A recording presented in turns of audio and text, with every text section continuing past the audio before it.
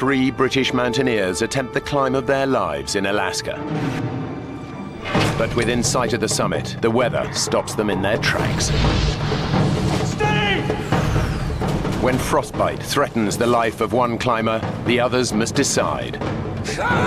Stay together and hope for a rescue that may never come, or leave their friend behind. If we leave Nigel here, he dies. One man risks his life to go for help alone. But tragedy strikes. He faces almost certain death, knowing his friends have little hope of rescue. I've let them down. I've let my mates down, and they're probably going to die.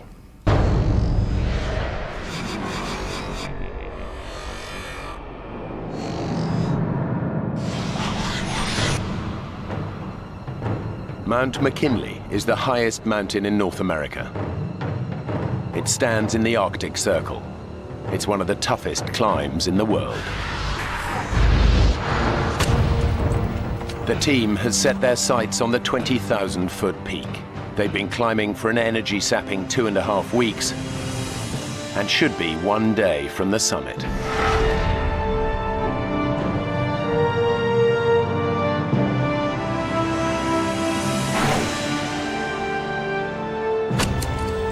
Steve Bull has been climbing for 18 years and has conquered some of the highest peaks in the world.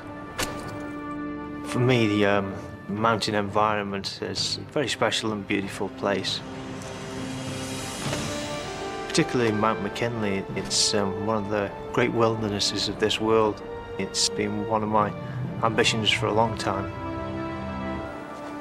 Anthony Hollinshead is Steve's best friend and his longtime climbing partner.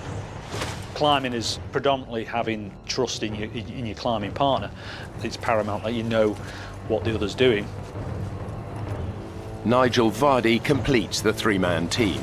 This is his first expedition with the others. He's an experienced climber, but he's never attempted a mountain as treacherous as Mount McKinley. I sometimes suffer a little bit with confidence, and sometimes I have to say, Nigel, you can do this, you'll be fine. Originally, Steve had the dream of climbing McKinley, and really we perhaps followed his lead.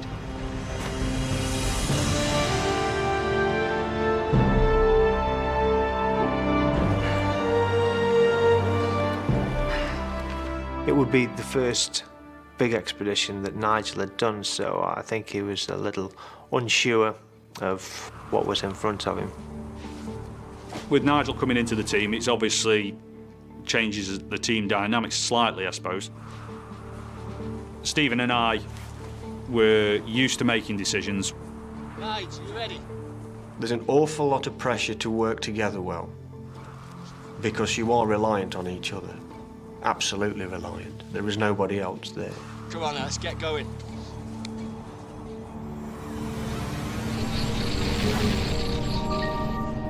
There are a number of routes up Mount McKinley. One of the most popular is the West Buttress. But Steve, Anthony and Nigel have decided to tackle the much tougher West Rib route. After 17 days of severe climbing, they've reached their last camp at 16,000 feet.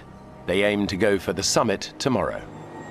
The night before the summit bed, we're in the tent. We're all pretty high. I think we're ready for it tomorrow. Now, ladies and gentlemen, dehydrated meat or fish, or how about our lovely powdered vegetarian option? He is a real comedy character to know, is Anthony. Full of life, always got a good laugh.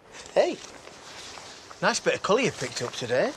You'll be in swimming trunks tomorrow. Did you not put your sunblock on today? Steve's quite the opposite. Steve's a very serious character. Should be like a religion to you, Nigel. You know what the sun can do to your skin up here? Right. Fast up, fast down, OK? So let's strip all the unnecessary gear and pack a kit. What we agreed? Frillies and tutus. The conditions can be extremely hostile at this altitude. The team must be sure of the weather before they decide on making the challenging climb for the summit. Base to Denson. Weather's looking fairly good for the next 24 hours. Copy that, base. Good night. Good enough? We better get some beauty sleep then, eh? To infinity and beyond.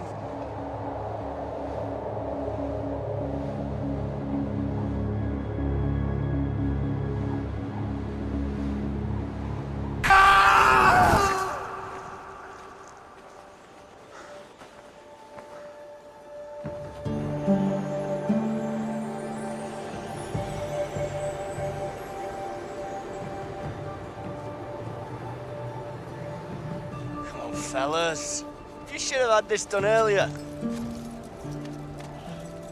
He said, run for the summit, stick the flag on, get the photographs, and back down again. To get to the summit and back before nightfall, they need to travel light. They leave the tent and most of their equipment behind. The climb to the summit is about 4,000 feet from here, maybe a little bit more, and it's a lot to do in this altitude, so we've got to go light and get back down before it goes dark. They now face one of the toughest sections of the climb. Steve was sort of, come on, let's get on this thing, bang, bang, bang, and away he went. On the opening stages, I'm not doing bad at all. But as the day is progressing, I'm thinking that we're moving pretty slow and we need to keep it moving a bit faster. It takes us such a long time to cover this. The time's really ticking away. After hours of hard climbing, the team are already behind schedule. They've now reached an area known as the football field, a flat plateau just below the summit. But the weather is changing. As we walked across the top of the football field, the wind started to increase rapidly.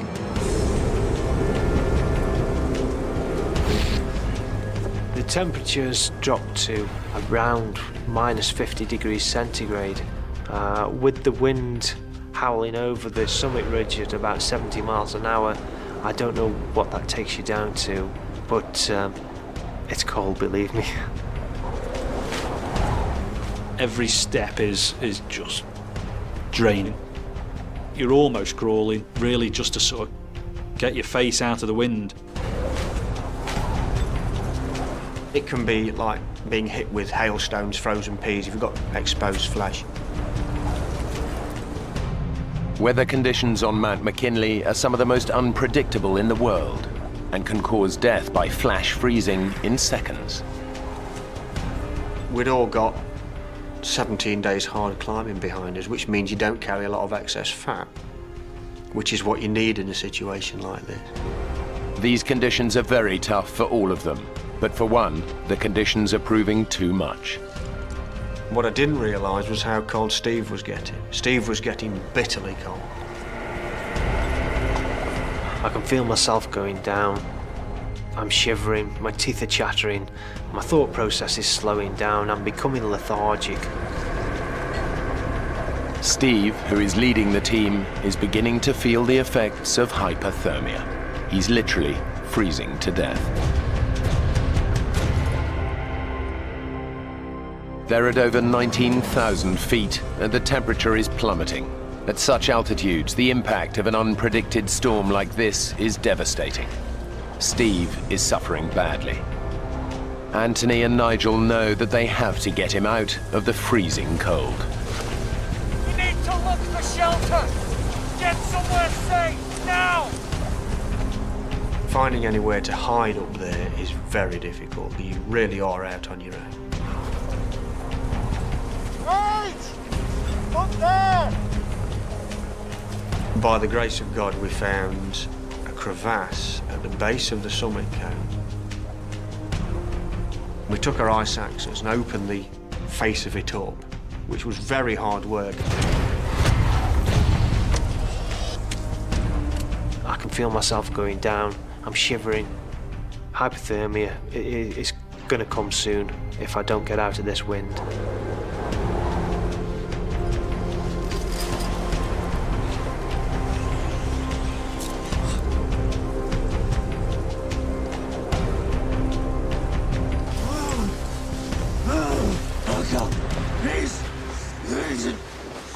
It was a wind that was killing us. And once we were in there, I'm not going to say it was warm, but it was warmer. Oh, God. Please.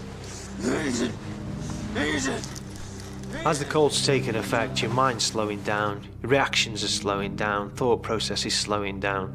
So I'm relying then on others to take care of me. I need you to hug me. I need you to get some warmth into me. Steve asks me to sort of cuddle him, keep him warm, really.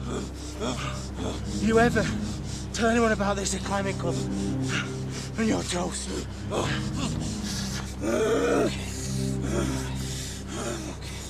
Anthony was talking to Steve quite a lot, and I think that probably came from the fact that they were great friends anyway. They'd known each other a long, long time, and Anthony just wasn't going to let him go. Thirsty. Give us a drink. Nice drink. Let's see what we've got here.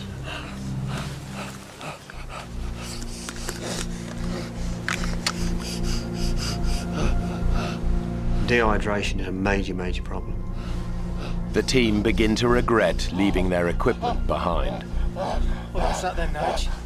We should have carried a stove to reheat and to get some warm food inside us and possibly a better drink inside us.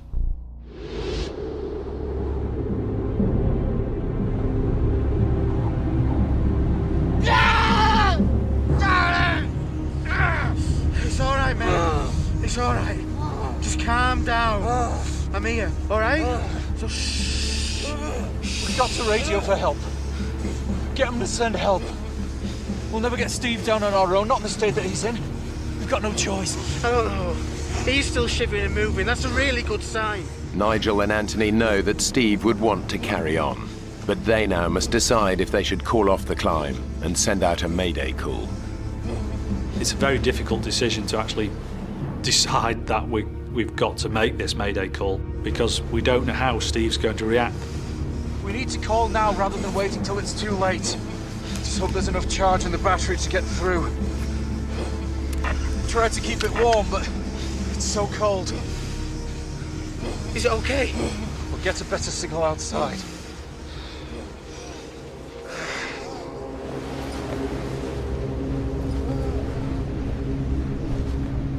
Base camp! This is Expedition Denson. Do you copy?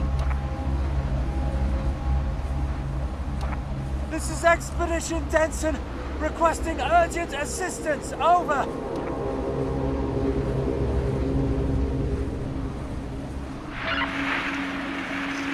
This is Base Camp. Base Camp receiving. If you're trying to reach us, we can hear your button being pressed, but no voice transmission. Repeat, your button, but not your voice. I felt very happy to hear somebody else's voice, that there was somebody there. But they were really struggling to hear us. We need you to respond by clicks. 1 click for yes, 2 for no. And so they started off, are you this expedition? 1 click for yes, 2 clicks for no. Are you Expedition Zambezi? We just went down until they got a click for yes. Are you Expedition Denson? And at that point, they've got who you are, what route you're climbing, next of kin, equipment, all this information they can use. The storm is too bad to rescue you tonight. We need you to call again in the morning.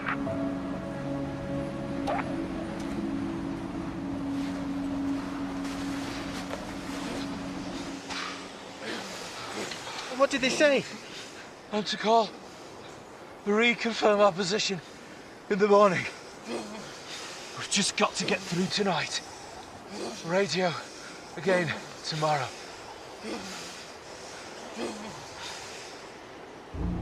Steve? Nige! Steve, stop moving! Steve! Steve! Steve is becoming dangerously hypothermic, and now Nigel is also losing his battle against the cold. I don't realise I'm going hypothermic, and my own mind is shutting down. Anthony must try to keep his two friends alive in temperatures of minus 30 degrees at almost 20,000 feet.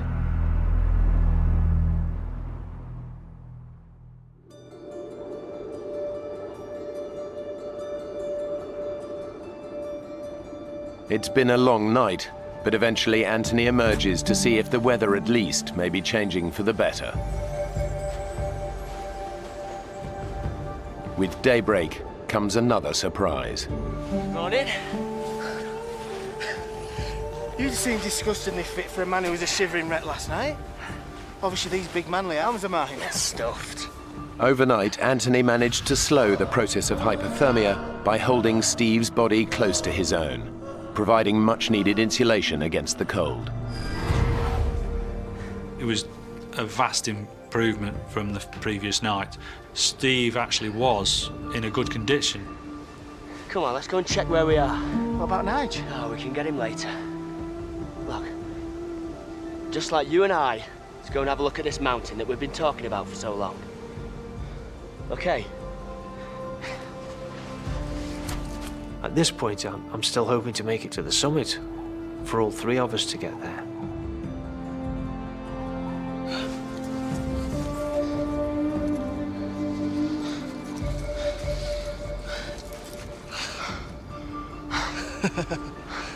Will you look at that?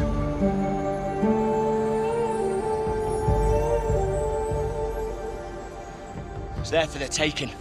Come on, let's go for it. Steve, last night you were pretty bad, you know. Nigel thought, we both thought that he should radio a distress call. What the hell did you do that for? And what did they say? Nigel went outside to make the call. He said the radio didn't seem to be working. One last push and we're there. So let's get back radio base and tell them that we're all fine now. I'm sorry, mate, but you were a real mess. It's fine. Really. Let's just get back, get Nigel, radio in and push on.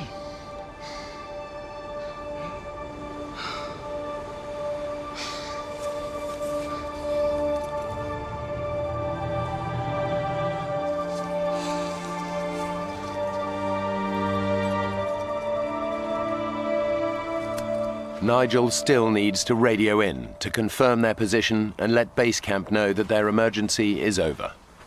I took the radio and I put it on the edge of the crevasse top while I hauled myself up and my rucksack. And I knocked it with my elbow. And just watched this little black dot go flying down the slope. And I thought, you prat.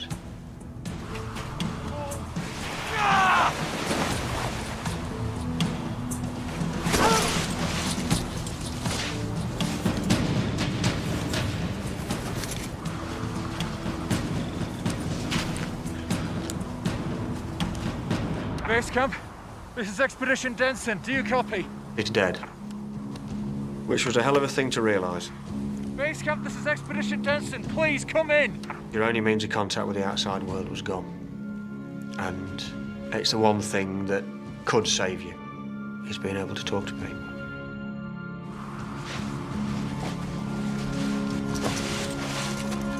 Nigel! Is everything okay? Guys, I'm so sorry. I've dropped the radio. I've broken it. Nige, your face. I'd missed this completely. I'd not realised it was happening. And he looked at me and I could feel his hand come up and pull. I got balaclavas here and it just pulls them over. And I can't feel this cold. I can feel numbness, but I can't feel any further.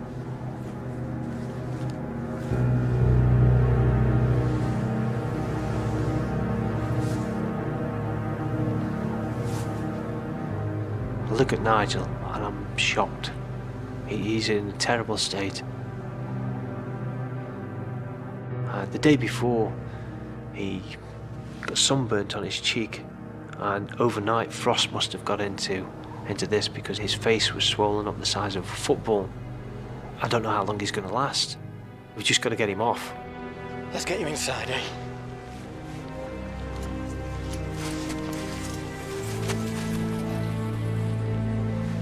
Look, Steve, so sorry.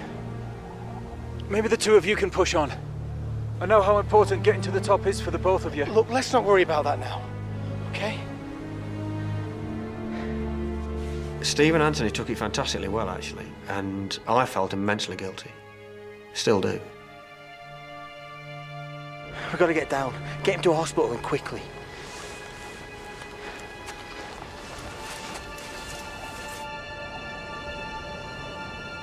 The mountain will be here next year, be here the year after. If we leave Nigel like this, he might not be. We've got to get down. With the radio now broken, all chance of communication is gone. It's a race against time for Steve and Anthony to get Nigel down the mountain. As soon as they start their descent, the team realize that Nigel is suffering from more than just frostbite. When we set off back, it's obvious that Nigel is struggling, and we didn't realise that his eyesight was quite as bad as it was. The swelling on Nigel's face has forced his eyes shut. He's becoming weaker and confused, slower with every step.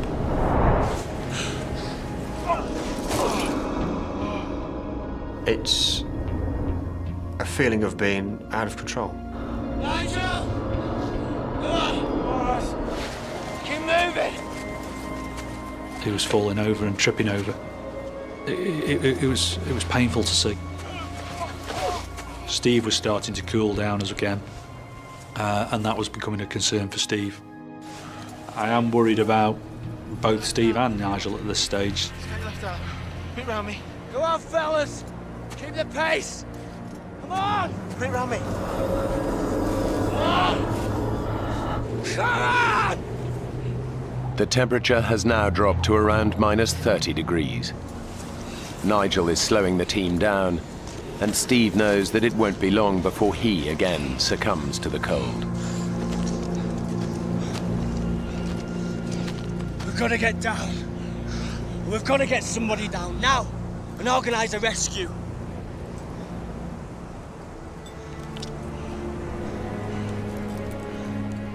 Tony, I can't keep going at this slow pace. I'm gonna go hypothermic again. I'm gonna have to go down on my own.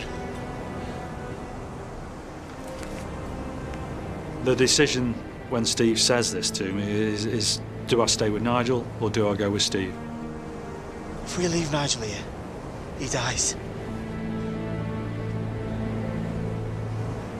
I didn't think Nigel was in a fit condition to sit it out on his own. I don't think he would have lasted very long if he'd been left to his own devices. You're the only one who can make that descent on their own. It's up to you, mate.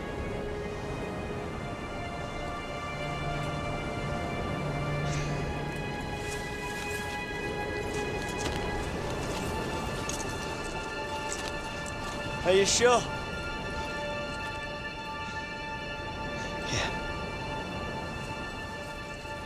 It's very selfless of him to stay with Nigel. You be all right? Will you? See you later. Steve.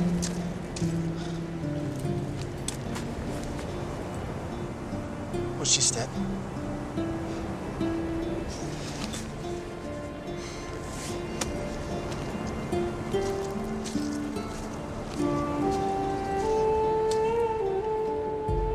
Somewhere in the back of my mind, I can hear some mumbling going on.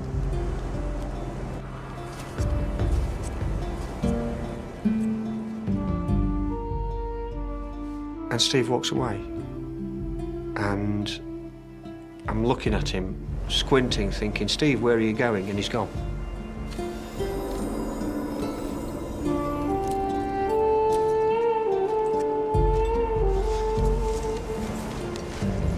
Nige, we're just gonna settle ourselves here for a while, okay? Yeah? I'm trying to keep it from the forefront of my mind, but it's obvious that there is a chance that Nigel could die. It's a weird experience seeing Steve go off on his own. It's a massive responsibility for me to get down, and I feel the weight of that responsibility. It's on my shoulders to make sure that these pair live.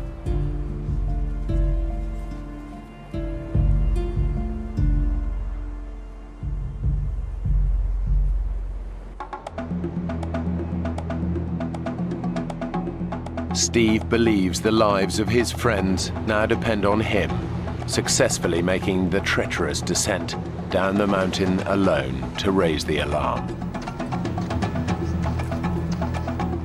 He's decided to descend by the more popular West Buttress route, where he hopes he's more likely to meet other climbers. But it's not the route the team used for their ascent, so Steve has no experience of it. The pressure's on to get down really fast now, but I can't pick out where the route's going. I'm worried at this moment that I'm not going to be able to get down quick enough for Nigel. I know that sometime Anthony will make a decision that he's got to get down if no one's come up to rescue him. And I'm worried that if he leaves that decision too long, he too is going to die up there. I need to get down as fast as I can. Steve knows he has to find the most direct way down, no matter what the risks. I'm going to go for the ice chute. I think it's the fastest option, and I can clearly see where I'm going.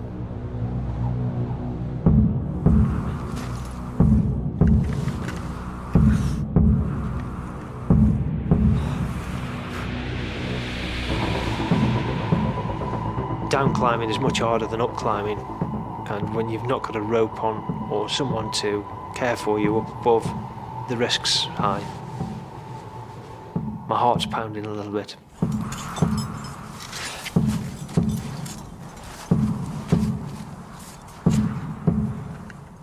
Everything seems firm, everything's holding. Okay, big breath, come on, let's go. Good. Solid. Okay. Another placement. It's good. Solid. Good. Solid. Good. Solid.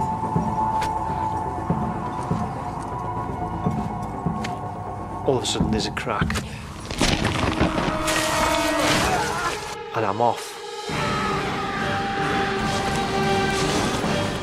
The adrenaline's going, and I'm thinking so fast that these seconds I'm falling feels like minutes.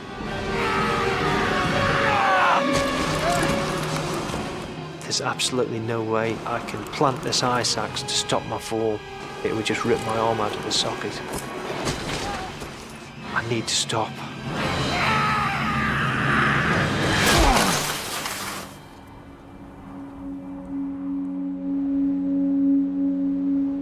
Steve has fallen around 1,100 feet.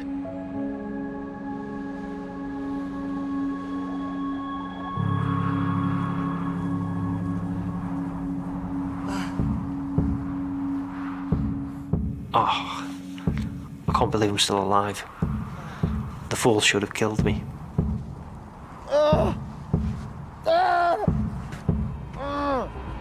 Steve has severely injured both his legs.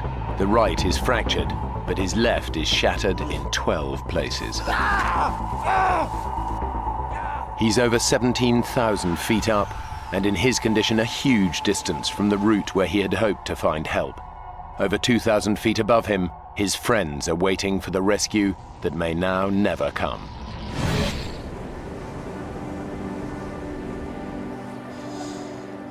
We still can't eat or drink anything, and this is almost 36 hours after we'd set off.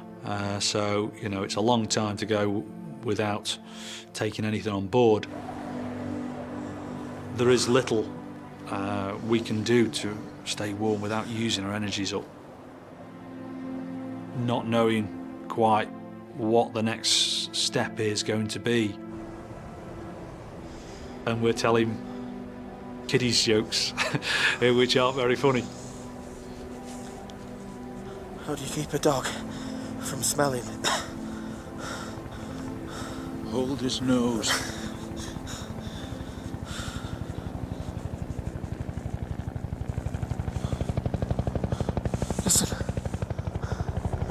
listen.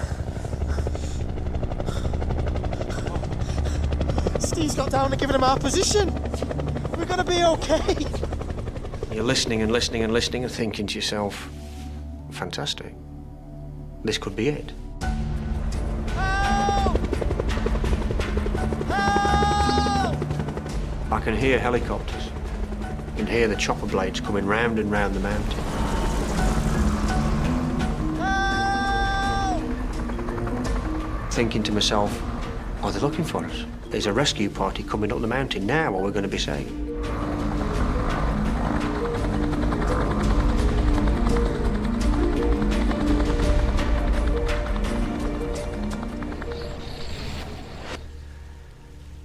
And the blades go away and sink into the distance.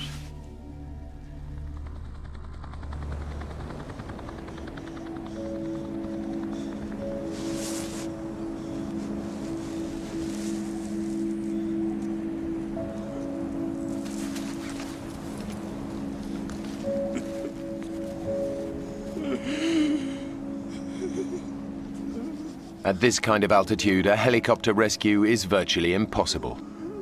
Whatever they can hear, it's unlikely that it's deliverance.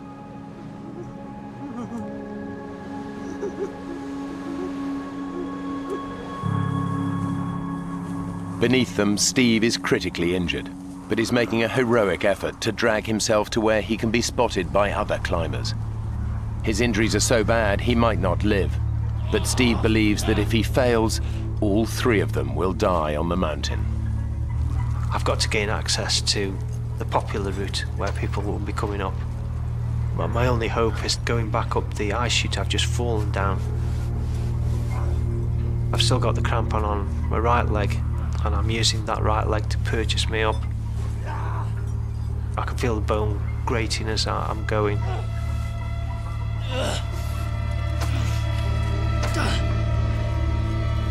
I get so far up, and my crampon slips, and I'm sliding back down again. On the way down, I bang my left leg.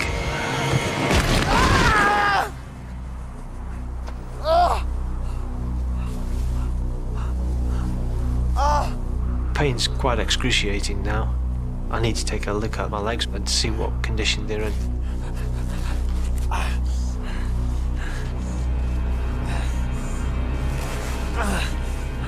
I roll up my trousers.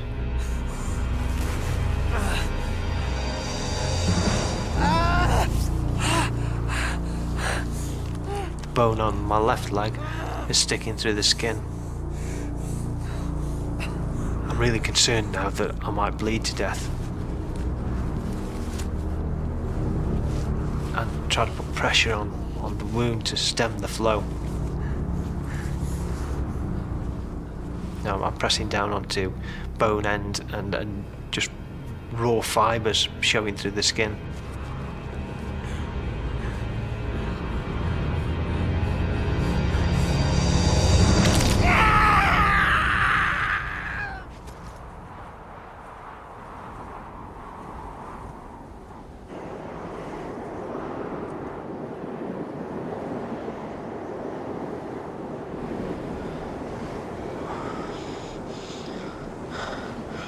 Knock, knock. Who's there? Lettuce. Let us who? Lettuce, and it's freezing. Sorry. That's bad.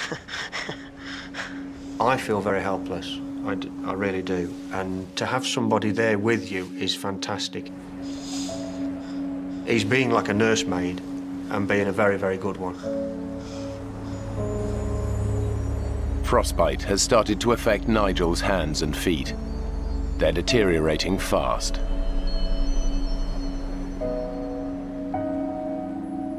Nigel's extremely weak. He's very cold. And myself, I'm actually getting colder at this stage. Let's get this glove back on.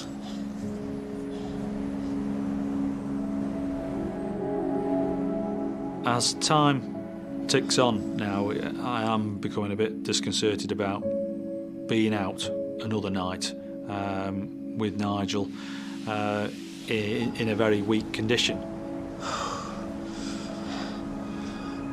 Come on now. Won't be long. Could be on the way any minute.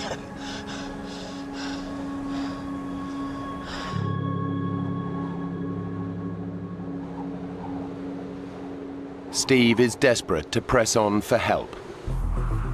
He must splint his leg to keep going. I tie my ice axe around my leg to try and support it.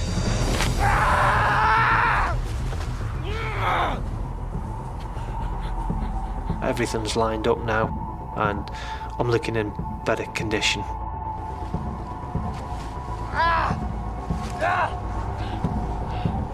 Now comes a big test. What am I going to do? If I don't put my weight on the leg, I'll never know, I'll never get off. Gotta give it a go.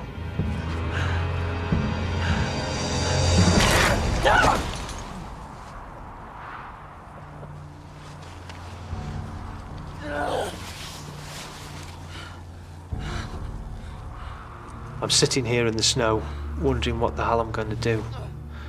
I can't stand up and walk. I've tried crawling.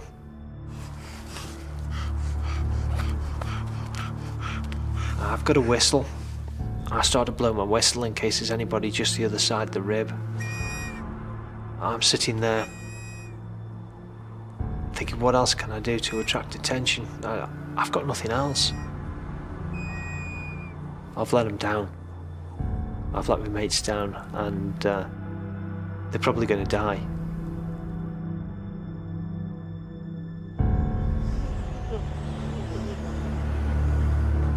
They have now been exposed on a barren mountainside for hours.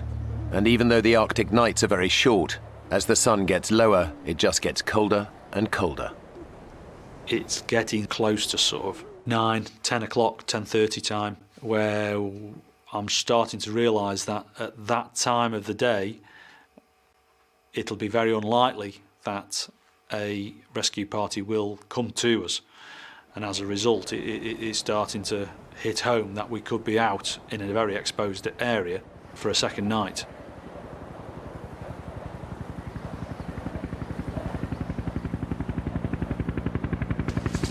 Nigel?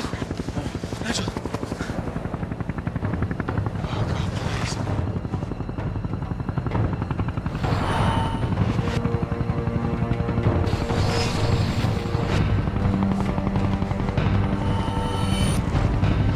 Nigel! Look!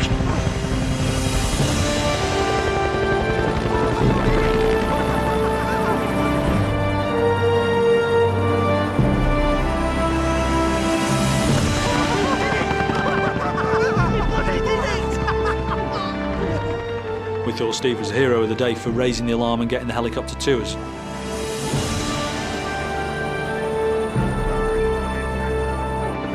At 19,500 feet, this is still the highest helicopter rescue on record in North America. And it was only attempted because of Nigel's mayday call the previous night.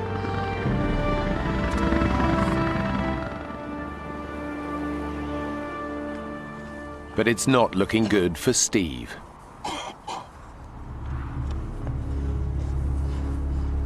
Night is beginning to fall, and in these temperatures, Steve knows he'll be lucky to survive the hours ahead.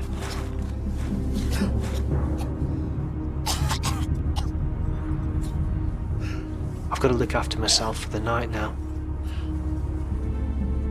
I've got to think about shelter, about keeping myself warm.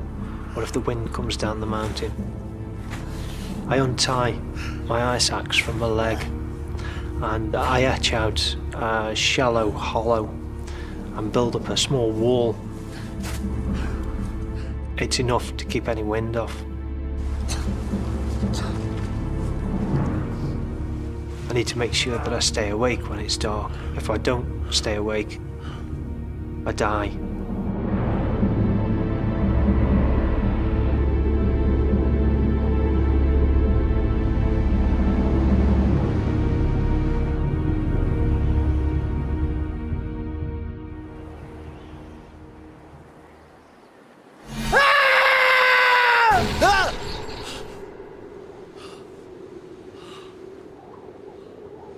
This is it. The sun's gone down. If I think about 4 hours in the dark, temperature's down to minus 50 centigrade, and surviving it, it's a long, long way to go. Steve's body is succumbing to the cold. He tries desperately to stay alive. I'm thinking about my family back home in England. That's keeping me going. I want to see my family. I want to go home to them. I've got to stay awake.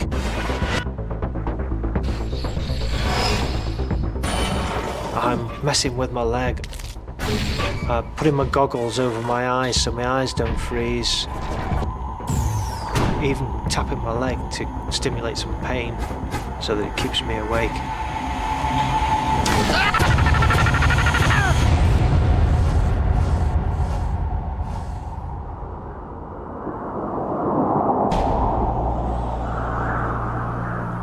Climber Steve Ball has had an horrific fall on Mount McKinley. He's been stranded for 15 hours with terrible injuries in unbelievable cold. His fellow climbers, Anthony and Nigel, have been rescued. All he can do now is hope someone finds him before he dies. Steve! His friends have no idea that Steve is still lost on the mountain. Somebody came into my room in the hospital to ask me what Steve was wearing. It's only then I actually realised that Steve wasn't in a place of safety. He'd been there for up to 12 hours out, exposed on the mountainside, and nobody knew where he was.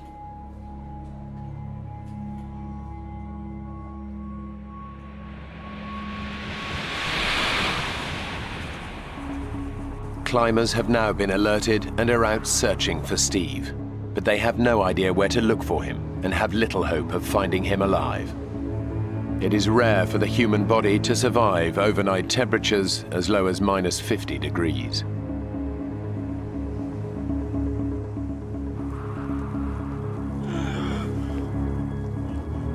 I can't feel my feet anymore. My nose is cold. I don't want to take my fingers out of my pockets. I just want to stay huddled up. I haven't got a lot left. I'm starting to lose it.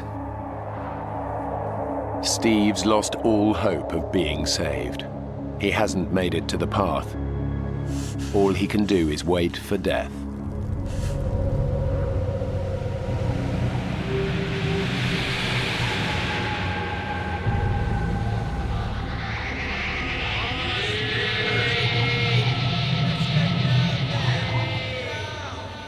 I'm hearing voices, and I don't know who it is. I think I'm dreaming. But it's not a dream. These voices are real.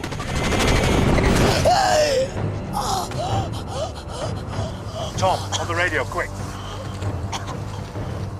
I know these voices, and I know I'm being rescued.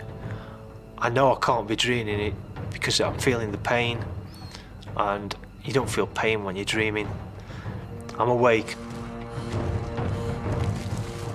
They tell me they're climbers, and they found me, and they're surprised that I'm still alive.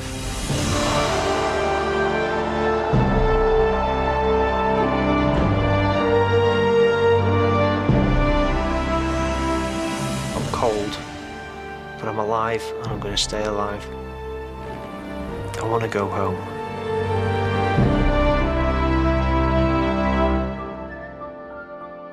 After 2 weeks in Alaska in intensive care, Steve was allowed to travel back to the UK. He spent a further 6 months in hospital and another 2 years in rehabilitation. My frostbite injuries resulted in amputations of all the fingers and thumb on my right hand, my left hand mid-palm, the left leg has gone below the knee, and my right foot has gone mid-foot. and of course a little bit of nose. Anthony and Nigel both suffered from severe frostbite.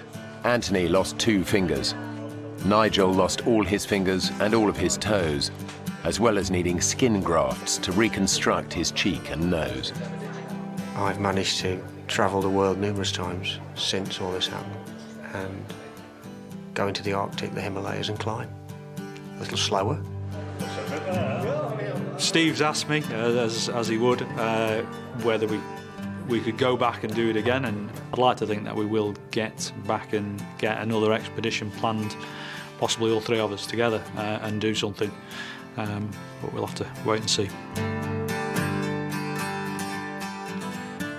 I'm disabled now, but I'm out fell running, out walking, I go rock climbing, I go mountaineering, snowboarding, skiing, canoeing.